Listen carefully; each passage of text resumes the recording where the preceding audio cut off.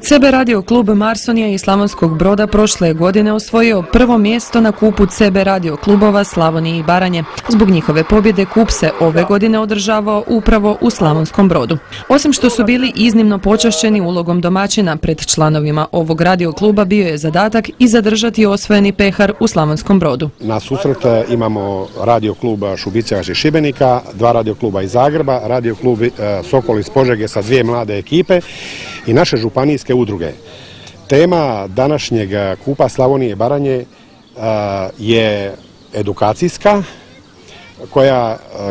gdje imamo državnu upravu 112 koja će održati predavanje u kriznim situacijama za mlade i imamo radioamaterski sustav veze u kriznim situacijama. Drugi dio natjecanja bio je tehnički, odnosno u pitanju je podizanje antenske konfiguracije i radne radio konfiguracije uz ostvarivanje veze. Nakon toga uslijedio je pismeni dio provjere znanja CB radio operatora. Tako da bi oni u ovakvim kriznim situacijama kakve se dešavaju po svijetu apsolutno doprinijeli našem sustavu državnoj upravi 112 i svima kojima smo potrebni, civilnim zaštitama, specijalnim postrojbama itd.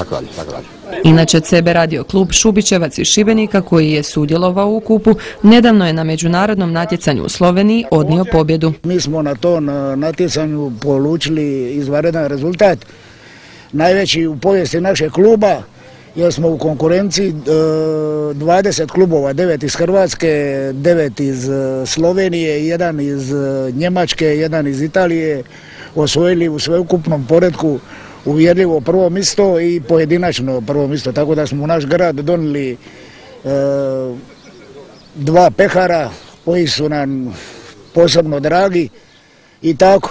Iako je glavni cilj ovog natjecanja osvojiti pehar i prvo mjesto, među svim radioklubovima postoji suradnja. Jedino se razmjenom znanja i iskustava, naravno uz stalnu edukaciju, može doprinijeti državnom sustavu 112, ali i pomoći svima kojima su potrebni.